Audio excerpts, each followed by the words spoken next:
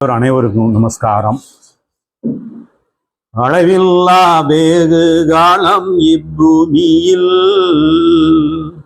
பழமையான புராதன பூர்வீக நிழல் போலும் பிரியாதேனை ஆண்டவன், நிழல் போலும் பிரியாதேனை ஆண்டவன், தலையில் என் குரு தாழ்வாழி வாழியே.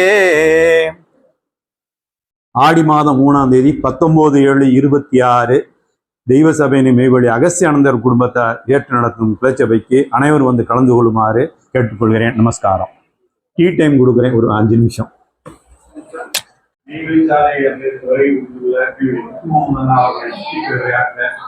அழைக்கின்றேன்.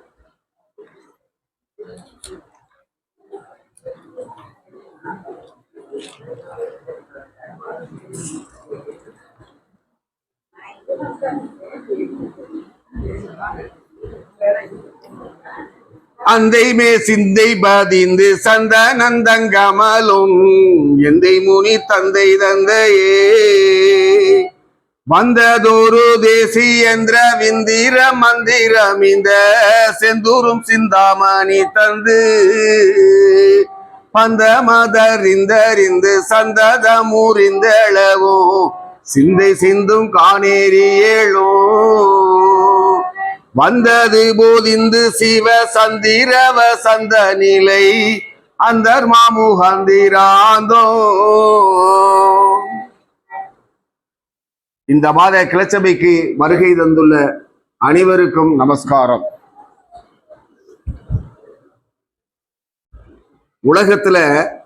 உலகத்தில் உள்ள சர்வ படைப்புகளும் வாழ்கின்ற சடப்பொருளாகிய எல்லா பொருள்களுக்கும் வாழுகிற சடப்பொருள் யாருன்னா சந்திரன், சூரியன். அந்த சந்திரனை உண்டு பண்ணியதும் எது? அந்த அறிவாகார வஸ்துவின் எடுத்திருக்கும் ஆக்கல் என்ற சக்திதான் இப்படியான கோடான கோடியான சிருஷ்டி பொருளை ஆக்கவோ ரட்சிக்கவோ அல்லது அழிக்கவோ வல்லவமுடைய சுயற்சைத்தான் கையகத்தில் வைத்திருக்கும் வஸ்து வித்தே கடவுள். கடவுள்னு சொன்ன உடனே எப்படி கேட்டீங்கன்னா எல்லா வெளி உலகத்துல பார்த்தீங்கன்னா பூரா மேலதே கை காமிப்பாங்க. ஏன்னா மேலதே இருக்காராம், சந்திர மண்டலத்திலே சூரிய மண்டலத்திலே இருக்காரான்னு தெரியாது. கடவுள்னா கடவுள் தான், வேற எதுவுமே கிடையாது. அதுக்குத்தான் அவங்க என்ன சொல்றாங்கன்னா, ஆக்கல் என்ற சக்தி தான் இப்படியான கோடான கோடி சிருஷ்டி பொருள்களை ஆக்கவோ ரட்சிக்கவோ அல்லது அழிக்கவோ வல்லப ரூபமுடைய சுவிச்சைத்தான் கையகத்தில் வைத்திருக்கும் வஸ்து வித்தே கடவுள்னு சொல்லியிருக்காங்க. மனிதனுக்கு தனித்த உன்னத அறிவை கொடுத்தும் அதை அற்பமாக மதித்து, அதாவது மனுஷனுக்கு மட்டும்தான் தனித்த உன்னத அறிவை கொடுத்துருக்கான். ஆடு மாடு கோழி குருவி மற்ற எந்த இதுக்கும் கொடுக்கல, மனுஷனுக்கு மட்டும்தான் கொடுத்துருக்கான். ஆனா அது கொடுத்ததுனாலவே என்னன்னு கேட்டீங்கன்னா, அவன் எதுக்கு செலவு பண்றான்னா அந்த பணம் பண்றதுக்குத்தான் செலவு பண்றான். தெய்வீகத்தை அடையணுங்க கூடிய என்ன சிறிதளவு கூட கிடையாது. எப்ப பாரு பணம் பணம் பணம் பணம் தான். கேட்டோம்னா என்ன சொல்லுவாங்க, போங்க காசு இல்லாம இப்ப எவன் நம்மளை மதிக்கிறேன், ஒருவையே மதிக்க மாட்டேன். மதிப்பு வெளி உலகத்துல தேடுறான். மதிப்பு எங்க தேடணும்? தெய்வத்தின் இடத்துல தேடணும். அவங்க மேல நம்ம ஒட்டுதலா இருந்தா தான் மதிப்பு. வெளி உலகத்துல உள்ளவே மதிக்கிறேன் மதிக்காம போறேன், அதை பத்தி நமக்கு தேவையே கிடையாது. மனிதனுக்கு தனித்த உன்னத அறிவை கொடுத்திருந்தும் அதை அற்பமாக மதித்து அழிந்து போகிற எதற்கோ செலவு செய்து பாழாக்குகிறானே, அந்த அற்பகால உலக வாழ்வினுக்காகவா அறிவு என்ற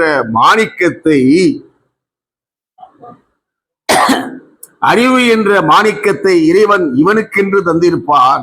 அதற்கு உன்னதத்தை அறியாமல் வீணாக்கினால் மீட்பு இல்லா மரண தண்டனை யுகங்கோடி கால பேரின்ப முக்தி வாழ்க்கையை சம்பதித்து தருகிறது என்றால் அது என்ன பவருடையது என்று பார். இந்த உடலில் அறிவு பருவமாகிய 6வது பிறப்பு வந்தவுடன், அதாவது ஒவ்வொரு பிறப்பா வர்றோம். முதல் பிறப்பு, இரண்டாம் பிறப்பு, மூணாம் பிறப்பு, நாலாவது பிறப்பு தான் வந்துகிட்டு இருக்கோம். அறிவு பிறப்பாகிய ஆறாவது பிறப்பு வந்தவுடன் நீ செய்யும் வேலைக்கு கூலி கேட்கிற. இப்ப 5 அறிவு இருக்கிற வரைக்கும் எதுவும் கேட்க மாட்டேன், எதையும் செய்ய சொன்னா செஞ்சுட்டு போயிடுவேன். 6வது பிறப்பு வந்த உடனே என்னன்னு கேட்டீங்கன்னாக்க, நான் அந்த வேலை செஞ்சிருக்கேன், எனக்கு கூலியை கொடுங்க அப்படின்னு கேட்கிறான். ஆம், அந்த அறிவு பிறப்பு தொட்டது முதல் இறைவன் செய்நன்றிக்கு நீ கொடுத்தே ஆக வேண்டும் என்ற கடமை உன் தலைமையில் விதியாகி விடுகிறது. நீ எப்படி கூலி கேட்கிறியோ அதே மாதிரி உனக்கு 6வது பிறப்பு கொடுத்த இறைவனுக்கு நீ செய்நன்றி என்ன செய்ய போற? அதை எவனாவது நினைக்கிறானா? குருவையும் நினைக்க மாட்டேன். குழந்தை பருவம் முதல் அறிவு பிறவி வரும் வரை உன் வளர்வினுக்காக இறைவனால் உனக்கு கொடுக்க பெற்றது அனைத்தும் இனாமாக தரப்பெற்றதான். குழந்தை பருவத்தில இருந்து இளமை பருவம் வர வரைக்கும் நமக்குள்ள பருவங்கள் பூராமே இறைவன் சும்மா கொடுத்ததே. வேற நம்ம என்ன காசு போட்டா வாங்கினா இல்ல, இனாமாக தரப்பெற்றது. அதற்கு பின் இறைவன் செய் நன்றியது எட்டா பெருங்கடனாகி விடுகிறது. ஏன்னு கேட்டீங்கன்னா, இறைவன் செஞ்சிருக்காரு, அந்த நன்றிய எட்டா பெருங்கடன் ஆகிறது.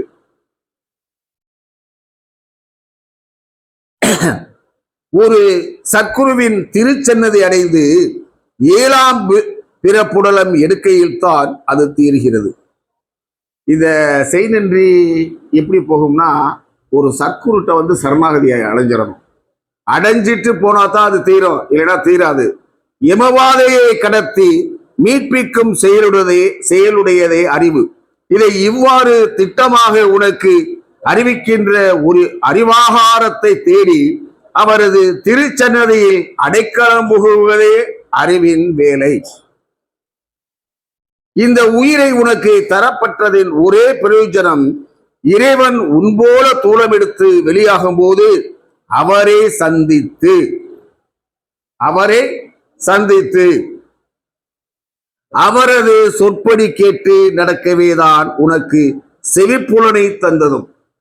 ஏன்னு கேட்டீங்கன்னா, நமக்கு இவ்வளவுலாம் தந்திருக்காங்கன்னா, இறைவன் மனுஷர் மாதிரியே தோற்றமெடுத்து வந்தாலும் நம்ம பார்த்துட்டு ஏன் நமக்கு செவிப்புலன் அதெல்லாம் கொடுத்துருக்காங்கன்னா, அவங்க பேச்சை கேட்கணும், அவங்க சொற்படி நடக்கணும், அதுக்குத்தான் தந்தது. உனக்கு செவிப்புலனை தந்ததும் பெரியோர்களின் வேத துணிக்கு அவ்வாறு செவிசாய்த்து அதன் வழிப்படி நடக்கத்தான். இவ்வாறாக உன் அறிவு கொண்டு நடக்காவிட்டால் நீ அருந்திய ஒவ்வொரு பிடி சோத்துக்கும் கடைசியில் யமன் கையில தான் நீ கணக்காட்டணும். அதாவது அவங்க சொல்றபடி நம்ம நடக்காம இருந்தோம் வச்சுங்க, நம்ம வாட்டுக்கு நம்ம திண்டுகிட்டு இருக்கோம். கடைசியில என்னன்னு கேட்டீங்கன்னா, ஒவ்வொரு பிடி சோத்துக்கு யமன்ட்ட நம்ம பதில் சொல்லணும். அரையனா இரும்பை எடுத்து, அதாவது ஒரு அரையனா இரும்பை எடுத்து 500 ரூபாய் கிடிகாரம் பண்ணக்கூடிய கருவியாக ஆக்குவதற்கு அறிவு உன்னிடத்தில் இருக்கிறதே, இதை எல்லாம் செய்வதற்காகவா இந்த அறிவு தரப்பெற்றது? இதை செய்தால் உன் உயிருக்கான பிரயோஜனம் என்ன? ஒண்ணுமே இல்லை. அதே அறிவை கொண்டு உன் உயிரை வளர்க்கும் ஒரு வாழைப்பழத்திற்கு கிரயம் அரையனா என்று நீ நிர்ணயிக்கிறாயே, இது பொருத்தமானதாக இருக்கிறதா என்று நீயே நினைத்துப்பார். ஆகவேதான் இறைவன் நீ எழும்போது உன்னுடைய இந்த அநியாய அறிவாக ஒரு தூர்தன் பாவி என்று மதிக்கப்படுகிறாய். ஆனால் அறிவை தந்ததின் பிரயோசனமாகிய 7ஆம் பிறப்புடலம் நீ எடுத்துவிட்டால் உலகளவில் செய்யும் எந்த காரியங்களும் பாவம் என்று கருதப்படாது. ஒரு காட்டுல ஒரு கடுவாய் இருக்குது. அந்த கடுவாய் மேல எப்படின்னு கேட்டீங்கன்னா, ஒரு புல்லுக்கட்டை தூக்கி போட்டோம்னாலும் அது திரும்பியே பார்க்காது. ஏன் அப்படின்னா, இது நமக்கு தேவையில்லாத கொண்டாந்து போடுறாங்க, நமக்கு என்ன அது வாட்டுக்கு தூக்கிட்டே இருக்கும். ஆனா அதே நேரத்துல ஒரு மாமிச துண்டு அதுகளை தூக்கி போட்டோம்னா டக்குன்னு தாவி பாயும். அதே போலத்தான் யமவாதையில் இருந்து ஒருவன் தப்பித்துக் கொள்வதும் அல்லது அதிலேயே மாட்டிக்கொள்வதும் இருக்கிறது. இவனது வாடை புல்வாடை வீசினால் யமனெனும் கடுவாய் இவன் பக்கத்தில் வராது. ஏன்னு கேட்டீங்கன்னா புல்வாடை வீசணும். இவன் மாமிசங்களை திங்கிறாங்க எல்லாம், அப்புறம் என்கிட்ட புல்வாடை வீசாதுல. ஆனால் மாமிசை வாடை தட்டினாலும் யமன் நிச்சயம் வந்து விடுவார். அப்படியான அதோகதி சந்திப்பில்தான் உலகம் முழுவதும் வட்டமாக நிற்கிறது. ஆனால் இந்த எல்லையை வந்தடைந்தவர்களுக்கு மட்டும் அவங்க என்ன குறிப்பிடுறாங்கன்னா, இந்த எல்லையை வந்தடைந்தவர்களுக்கு மட்டும்தான். எப்படின்னு கேட்டீங்கன்னா மெய்வெளிச்சாலையை குறிப்பிடுறாங்க. இந்த எல்லையை வந்தடைந்த பின் தான் உலகம்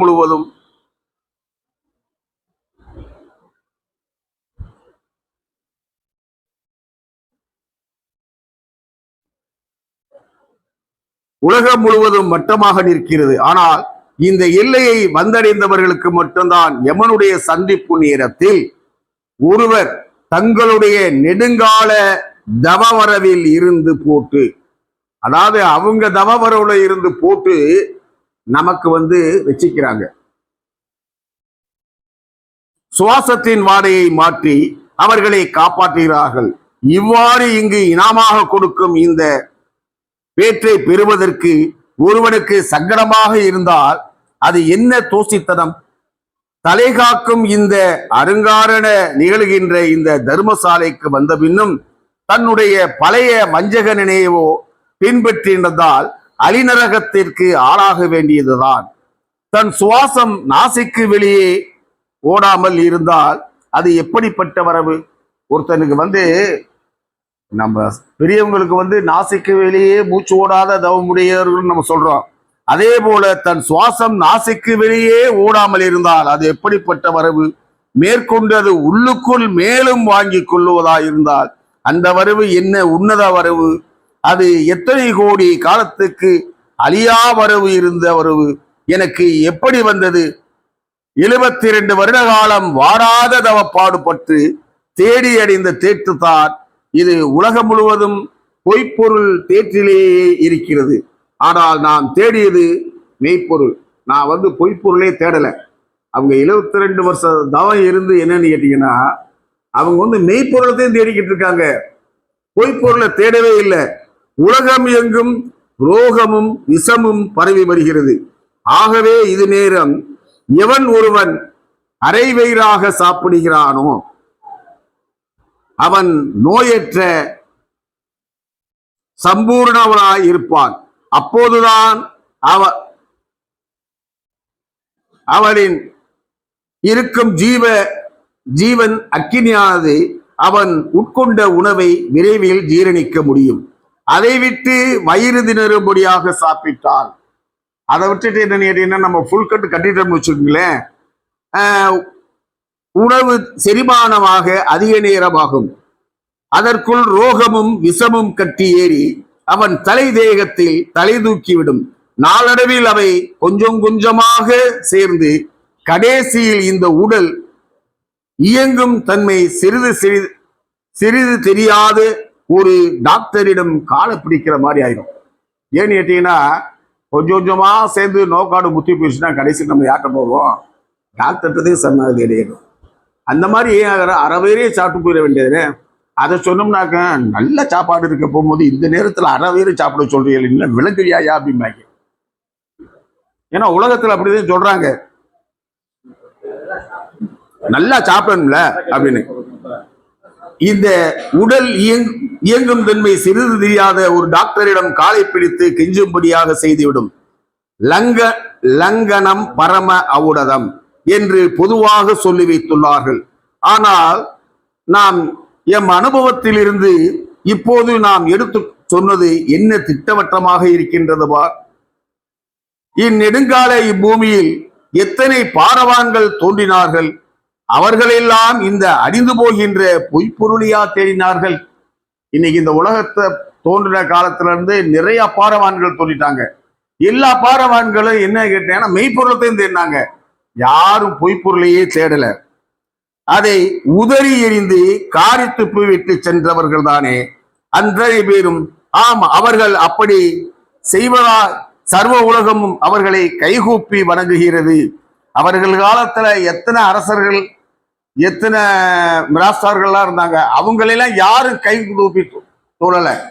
இந்த பாரவான்களை மட்டும்தான் இன்னைக்கு நினைச்சுக்கிட்டு இருக்காங்க. இன்னைக்கு சித்தர்கள் முக்தர்கள்னு சொல்றாங்களே, அவங்க எல்லாம் பழைய மெய்ஞானிகள் தான்.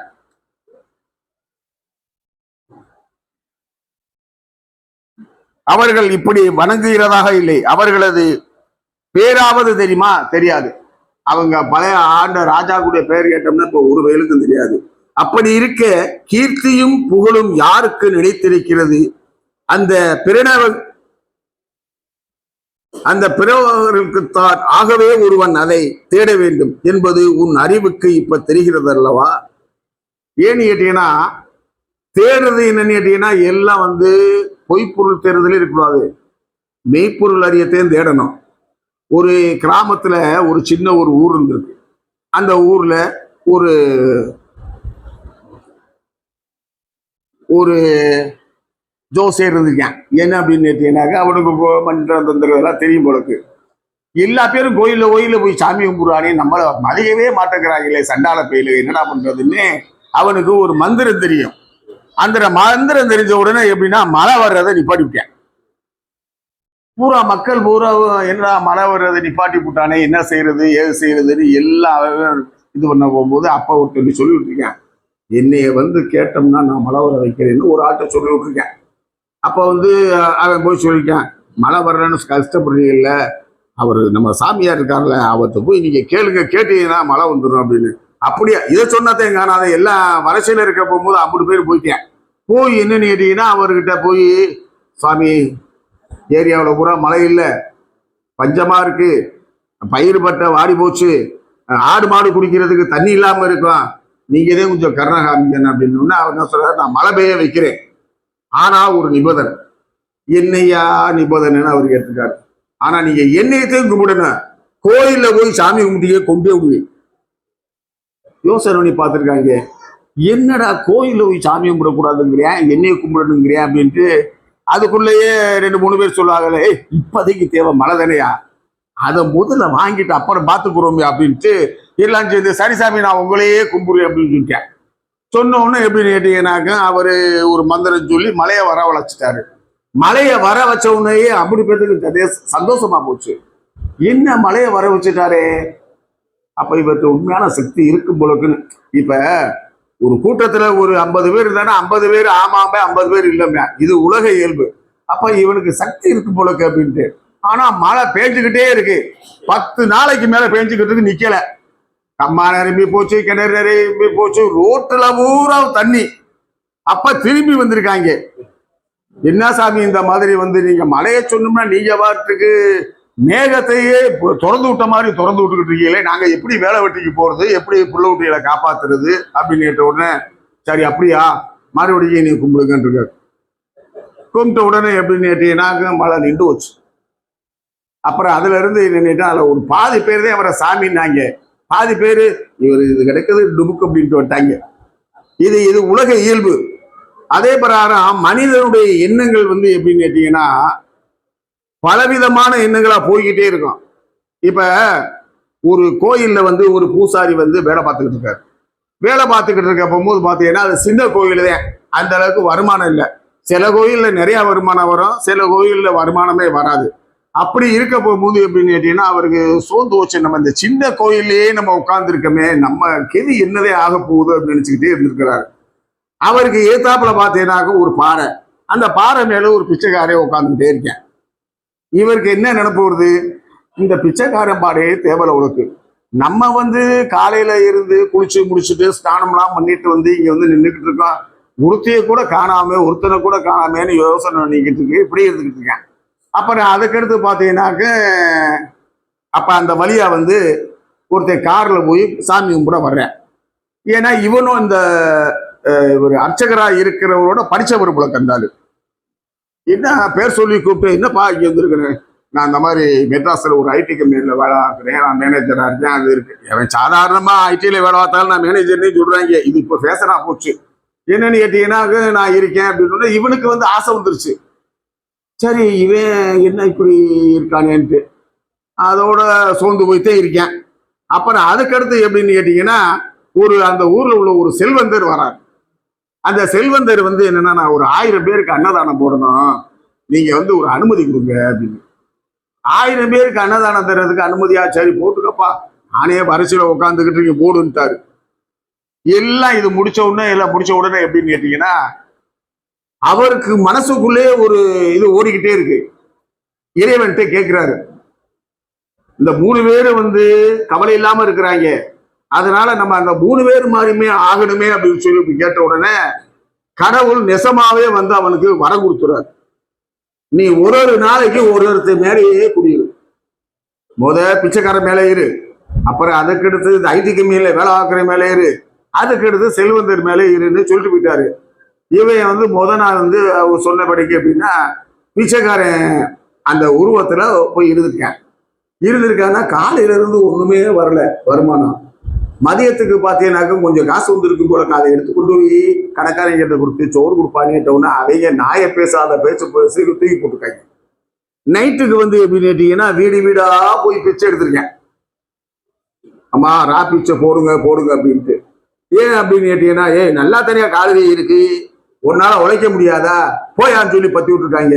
ஆகா, நம்ம பிச்சைக்காரன் பரவாயில்லன்னு சொன்னதே தப்பா போச்சு, இம்புட்டு அவமானம் இம்புட்டு அவசப்பட்டுக்கிட்டு இருக்கானே, ஐயையோ நம்ம தெரியாதனமாவில பிச்சைக்காரரை பத்தி சொல்லிவிட்டோமே அப்படின்னு நினைக்கிறேன்.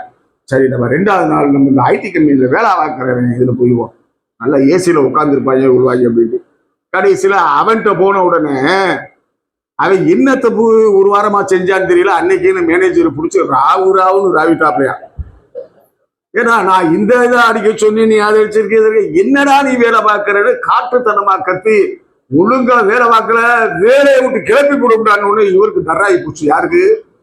பூசாரிக்கு. இவர் தானே உடம்புல உட்காந்துருக்காரு. ஐயே, இது சரியில்லாத சத்தம் இருக்கும் போலக்கு அப்படின்னு நினைச்சு போட்டு என்ன வந்துட்டாரு. சரி, இதெல்லாம் வேணாம், செல்வந்தர் இருக்கார்ல அவர்கிட்ட நிறைய பணம் காசு இதெல்லாம் இருக்குமே, மறுநாள் செல்வந்தர்கிட்ட போயிட்டார். செல்வந்தர்கிட்ட போனா இவர் போன நேரம் வந்து ஐடி ரைடு வந்து கொடன்னு கொடைகிறாங்க. இந்த பணம் எம்பிட்டு வந்துச்சு, அந்த நகை எவ்வளவு வந்துச்சு, அது எவ்வளவு வந்துச்சு.